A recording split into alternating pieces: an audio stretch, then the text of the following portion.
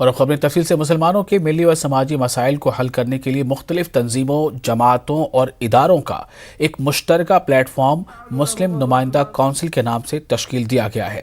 آج اس کے تعارف پر مشتمل ایک اہم اجلاس ناندیڑ کے ہوٹل سواد میں منعقد کیا گیا۔ اجلاس میں مہمان خصوصی کی حیثیت سے اورنگ آباد سے ضیاء الدین صدیقی، قومی صدر وحدت اسلامی ہند و صدر کل جماعتی وفاق مہاراشٹر مولانا سعد عبداللہ ندوی اور دیگر علماء نے شرکت کی۔ اجلاس میں مختلف ملی، سماجی، سیاسی اور مختلف شعبہ جات سے تعلق رکھنے والی نمائندہ شخصیات کو مدعو کیا گیا۔ پروگرام میں مسلم نمائندہ کونسل کے قیام کی کیوں ضرورت پیش آئی، اس بارے میں تفصیلی معلومات دی گئی، ساتھ ہی ملک کے موجودہ حالات پر روشنی ڈالی گئی۔ ہمارے ملک میں آپسی جو ہے تضاد پیدا کر کے جو ہمارے مختلف سماج ہے ان کے بیچ میں جو ہے تنازعات پیدا کر کے آپس میں لڑانے کی کوششیں ہو رہی ہے۔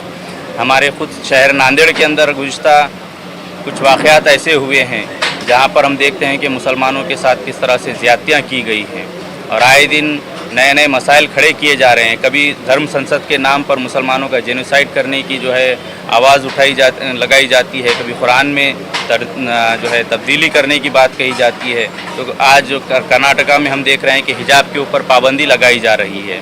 تو ایسے الگ الگ مسائل جو ملک ملت کو پیش آ رہے ہیں، ان میں متفقہ طور پر جتنی ہمارے شہر ناندیڑ کی سماجی، ملی اور سیاسی تنظیموں کے ذمہ دار ہیں، اس کے علاوہ جتنے ہمارے قوم کے باشعور اور باصلاحیت احباب ہیں، ان سب کو ملا کر یہ ایک وفاق ناندیڑ میں قائم کیا گیا ہے، جس کا نام مسلم نمائندہ کونسل رکھا گیا ہے۔ ان مسائل کا ایک انبار ہے، اور اتنا انبار ہے کہ آپ احد کا پہاڑ بھی کھودیں تب بھی یہ ختم نہ ہوں گے۔ یہ مسائل اتنے ڈھیر ساروں ہیں، اور اس کو ہم کیسے ایک ایک کر کے حل کر سکتے ہیں، اس سلسلے میں ایک بنیادی نقطہ یہی ہے۔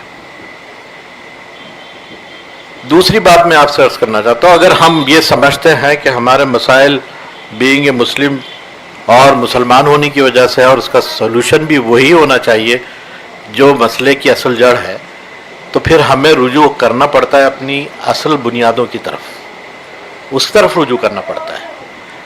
ہم بھلے ہی پیچھے سرک کر سوچیں، 2 قدم پیچھے ہٹ کے سوچیں، لیکن سولوشن آپ کو وہیں ملے گا۔ اگر ایمانداری سے اس سولوشن پہ عمل کیا جائے گا تو زندگی کے ہر مسئلہ حل کر سکتے ہیں، لیکن ہم اس کو خاطر ہی میں نہیں لاتے۔ آل انڈیا مسلم پرسنل لا بورڈ کے ترجمان مولانا خلیل الرحمان سجاد نعمانی نے CAA مخالف مظاہرین سے رقم وصولی کے معاملے میں سپریم کورٹ کے فیصلے کا خیر مقدم کیا ہے۔ ان کا کہنا ہے کہ عدالت کے فیصلے نے اتر پردیش حکومت کی ظالمانہ کارروائیوں کا پردہ فاش کیا ہے۔ میڈیا کے نمائندوں سے بات چیت کے موقع پر انہوں نے یہ بات کہی۔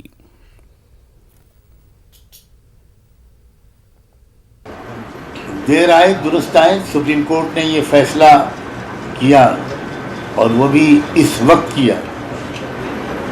ہم اس کو بہت اس کا خیر مقدم کرتے ہیں، اس کا استقبال کرتے ہیں کہ ایک ظلم و تشدد یوپی گورنمنٹ کا اور کھل کر سامنے آیا، ان لوگوں کے سامنے بھی آ گیا جن کے سامنے شاید اب تک نہیں آیا، ان کے سامنے بھی آ گیا۔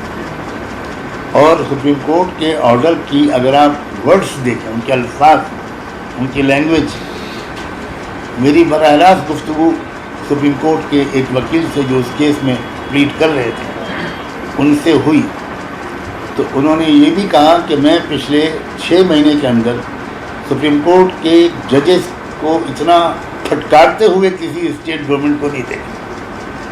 انہوں نے کاؤنسل کو مخاطب کر کے بہت سخت جملے کہے، اور یہ بات کہہ دینا کہ اگر آپ نے واپس نہ لیے تو پھر ہم خود ایکشن لیں گے، یہ بہت بڑی بات ہے۔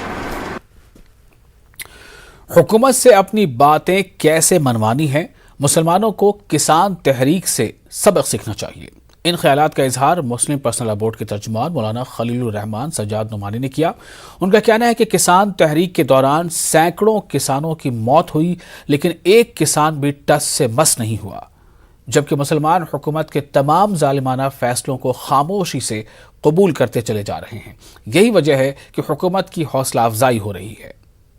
اب ہم مسلمان اتنے کمزور ہو گئے ہر چیز مانتے چلے جاتے ہیں. میں بالکل صاف کہتا ہوں کہ اجتماعی طور پر ہم کو ایسے احکام کی نافرمانی کرنی چاہیے. بالکل یہ ہمارا جمہوری حق ہے. اگر ہم نے حکومت کی نافرمانی نہ کی ہوتی تو انگریز سے آزادی ملتی. پہلی تحریک تو سول نافرمانی ہی کی تھی, یہیں سے مزاحمت شروع ہوئی تھی. لیکن یہ اجتماعی قیادت فیصلہ کرے گی تب جو ہوگا. اکیلا سجاد نعمانی کہے گا تو یہ مناسب نہیں ہے. مسلم پرسنل لاء بورڈ کے ترجمان مولانا سجاد نعمانی نے MIM سربراہ اسد الدین اویسی کو لکھے کھلے خط کے تعلق سے بتایا کہ انہوں نے انتہائی مجبوری کی حالت میں یہ قدم اٹھایا. کھلا خط اس وقت تحریر کیا گیا جب 1.5 مہینے تک تمام تر وسائل بروئے کار لانے کے باوجود بھی MIM کے سربراہ کی طرف سے کوئی جواب نہیں آیا. ملی فریضے کے طور پر کھلے خط کا سہارا لینا پڑا. مولانا نے یہ بھی کہا کہ وہ MIM صدر اسد الدین اویسی کا بہت احترام کرتے ہیں اور چاہتے ہیں کہ قوم و ملت کی رہبری کے لیے باصلاحیت قیادت کو ابھرنا چاہیے. میں نے ان کے پورے احترام کے ساتھ جو ملک اور ملت کے لیے مفید سمجھا اس کا ان کو مشورہ دیا. اب اس مشورے کو قبول کرنا نہ کرنا یہ ان کا اپنا فیصلہ ہے. وہ بڑے باصلاحیت آدمی لیکن اگر براہ راست گفتگو کی میری کوشش کامیاب ہو گئی ہوتی جو میں 1.5 مہینے تک کرتا رہا, اور یہ تجربہ مجھے زندگی میں پہلی بار ہوا کہ انہوں نے ایک فون بھی ریسیو نہیں کی, کبھی کال بیک نہیں کی, اور ان کے قریب کے لوگوں کو بھی میں نے کانٹیکٹ کیا لیکن انہوں نے کوئی جواب. تب میں نے وہ کھلا خط لکھا, ورنہ کھلا خط نہ لکھتا, میں پرسنل خط لکھتا. لیکن چونکہ میرے پاس ہزاروں لوگوں کے فون آ رہے تھے کہ مولانا سنبھالیے صورتحال, سنبھالیے صورتحال کو. اگر یو پی میں ووٹ تقسیم ہو گئے تو ظاہر ہے کہ کیا نتیجہ نکلے گا اس کا. تو بہت کوشش کی میں نے کہ یہ بات میرے اور ان کے درمیان ہو, کسی تیسرے کو خبر ہی نہ ہو. لیکن جب رابطہ نہیں ہو سکا تو میں نے اپنی قومی ذمہ داری سمجھی, اور اس میں میں شخصیتوں کے احترام میں میرے اندر کوئی فرق نہیں آتا. اتر پردیش کے انتخابات نے منظرنامہ واضح کر دیا بھی ہے کہ BJP کی زمین کھسک رہی ہے, اس لیے وہ کسی بھی حد تک جا سکتی ہے. ایسے حالات میں ملک کے مسلمانوں اور خاص کر اتر پردیش کے مسلمانوں کو انتہائی سمجھداری اور شعور سے کام لینا ہوگا. ان خیالات کا اظہار مسلم پرسنل لاء بورڈ کے رکن مولانا خلیل الرحمان سجاد نعمانی نے کیا. وہ اورنگ آباد میں میڈیا نمائندوں سے بات چیت کر رہے تھے.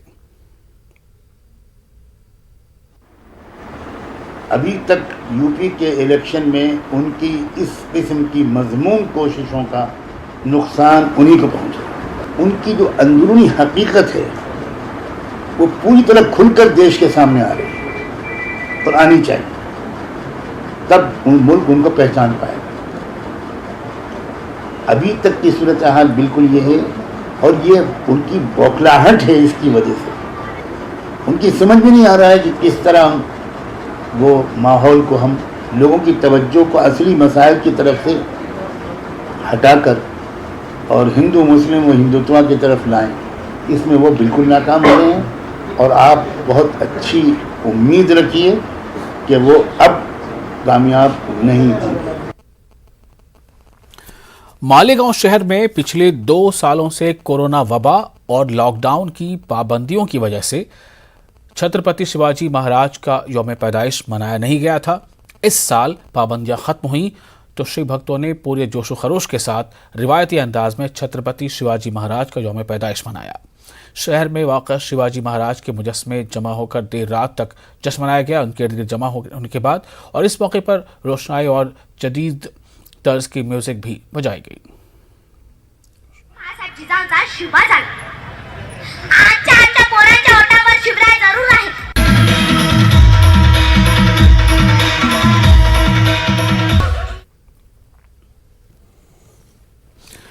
دریائے گوداوری پر تعمیر کردہ چیکواڑی ڈیم سے اورنگ آباد شہر کو پینے کا پانی فراہم کیا جاتا ہے, لیکن درجنوں ندی نالے دریائے گوداوری سے جا کر ملتے ہیں, جن میں اورنگ آباد کی کھام ندی بھی شامل ہے.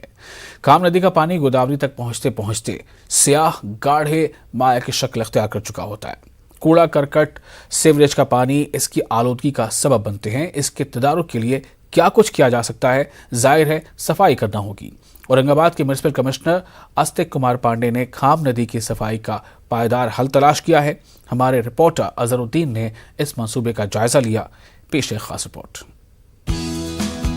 औरंगाबाद शहर की तारीखी खाम नदी का ये नया रूप है। नदी में साफ पानी बह रहा है, नदी में कूड़ा करकट नजर नहीं आ रहा है। फितरत फल फूल रही है। इन दिलकश नजारों के पीछे जहद मुसलसल और अज़्म हौसले की दास्तान पोशीदा है। म्युनिसिपल कारपोरेशन के सैनिटरी इंस्पेक्टर असदुल्ला खान ने नदी की सफाई मुहिम को एक चैलेंज के तौर पर कबूल किया और म्युनिसिपल कमिश्नर आस्तिक कुमार पांडे की जाती दिलचस्पी का नतीजा ये हुआ कि खाम की सफाई मुहिम आवामी तहरीक में बदल गई। एक साल की मेहनत ने खाम नदी का मंजरनामा यकसर बदल कर रख दिया है। आज खाम नदी किसी दिलचस्प तफरीही मकाम से कम नहीं है। मेरी यहाँ पर अपॉइंटमेंट की नदी के काम के लिए, तब मुझे ये काम बहुत ही चैलेंजिंग लगा, क्योंकि ये जो नदी है शहर भर के लोगों ने इस नदी में कूड़ा कचरा और उनका जो लिक्विड वेस्ट है, ये सारा लिक्विड वेस्ट और सॉलिड वेस्ट ये सब नदी में डालते थे और ये नदी को एक नाले का रूप इख्तियार कर ली थी ये नदी ने। के लोक सहभाग से हमने खाम नदी पुनरुज्जीवन का अभियान हाथ में लिया है। उसके अंतर्गत 7 किलोमीटर रिवर की स्वच्छता, उसकी डीपनिंग वाइडनिंग की जा चुकी है। विशेष बात यह है कि इन सारे कामों को करते हुए कहीं भी कंक्रीट का यूज़ नहीं किया गया है एंड सेम टाइम पर रीडेवलपमेंट करते हुए हमने सारे CND वेस्ट मटेरियल को यूज़ किया है। औरंगाबाद में 10 सालों में इस साल पिछले बारिश के मौसम बहुत बारिश हुई और बारिश के चलते नदी के किनारे बसे हुए लोगों को किसी तरह बहुत कम तकलीफ हुई है। तो हर साल नदी के किनारे बसे लोगों के घरों में पानी घुसना, लोगों को वहाँ से स्थानांतरित करना, ये सारी चीज़ जो है तो इसको भी एक ब्रेक लगा है। औरंगाबाद की खाम नदी में गंदगी और ग़लाज़त का अंबार था। शहर की सारी गंदगी और फुजला नदी में जमा होता था। हर तरफ बदबू और ताफुन का राज था। मलिक अंबर के दौर का तामीर करता तारीखी लोहे का पुल, जिसे लोखंडी पुल भी कहा जाता है, औबाशों की पनाहगाह बन चुका था। म्युनिसिपल कमिश्नर आस्तिक कुमार पांडे ने नदी की सफाई का बीड़ा उठाया। सनतकारों, समाजी तंजीमों की मदद ली गई। नतीजे में खाम नदी के 5 किलोमीटर रकबे से 300 टन कचरा हटाया गया। 25,000 नए पौधे लगाए गए। नदी की गहराई और चौड़ाई में तौसी की गई। पत्थरों की पचकारी की गई। ये सब अवामी इश्तिराक के बगैर मुमकिन न था और म्युनिसिपल कमिश्नर आस्तिक कुमार पांडे बजाते खुद हर हफ्ते बिला नामा इस सफाई मुहिम की क़यादत करते थे। पिछले कई सालों से इस खाम नदी पे तो बहुत सारे अतिक्रमण हो चुके थे। जो खाम नदी बची थी वहाँ बहुत सारी गंदगी फैली हुई थी। किसी ने कई सालों तक इस पर ध्यान ही नहीं दिया था। जब कमिश्नर सर खुद यहाँ पर कचरा उठाते थे नालों में, जब नाले का जो इसका जो रूप था पहले, तो वो गंदे पानी में गंदगी में उतर के वो खुद जब ये काम करते थे तो उनसे इंस्पायर होके औरंगाबाद की जो अवाम है जौक दर जौक यहाँ पर आकर उन्होंने नदी की सफाई में ताउन किया और इसी तरह नदी की ये सफाई हुई। अब एक यहाँ पर एक इनकलाबी तब्दीली आ गई नदी के अंदर। ये तो एक नेशनल मॉडल बोल के अपलिफ्ट हो सकता है पूरे इंडिया में, ताकि ऐसा प्रोजेक्ट मैंने तो कहीं देखा नहीं कि नाले के पास इतना सारा जो चेंज है बिहेवियर सिटीज़न में भी आया है और लोकल अथॉरिटी जो इन्वॉल्व हुए है उससे काफ़ी ज़्यादा मच इम्प्रूवमेंट देखने को आ रहा है। खाम नदी औरंगाबाद के मज़ाफ़ाती इलाके जाटवाड़ा के पहाड़ी इलाके रसूलपुरा से शुरू होती है और शहर से गुजरते हुए दरियाए गोदावरी से जाकर मिलती है। ये नदी 77 किलोमीटर रकबे पर फैली हुई है। शहरी हुदूद में 7.5 किलोमीटर नदी का रकबा है, जिससे 5 किलोमीटर रकबे पर सफाई मुहिम अंजाम पाई है। अब इस प्रोजेक्ट को मरकजी हुकूमत के नवामी गंगे प्रोजेक्ट में शामिल कर लिया गया है, इसलिए मुस्तकबिल करीब में मजीद मुस्बत तब्दीलियों का इम्कान है। खाम नदी पुनरुज्जीवन के अंतर्गत पहले से बने हुए जो कोल्हापुरी बंधारे या चेक डैम नदी पर बने हुए थे उनके रिपेयर को भी हाथ में दिया रहा है। सेम टाइम 4 नए चेक डैम्स की निर्मित भी की जा रही है।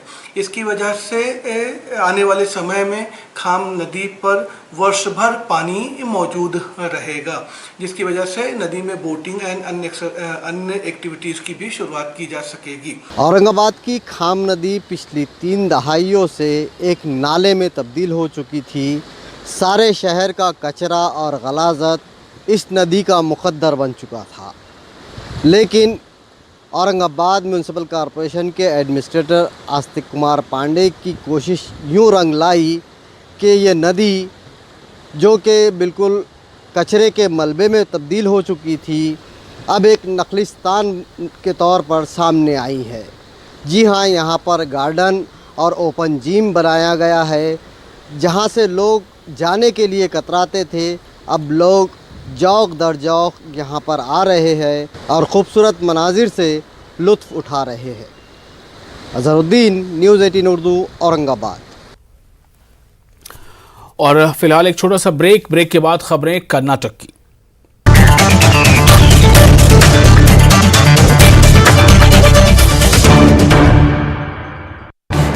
इस न्यूज़ हेडलाइंस के प्रायोजक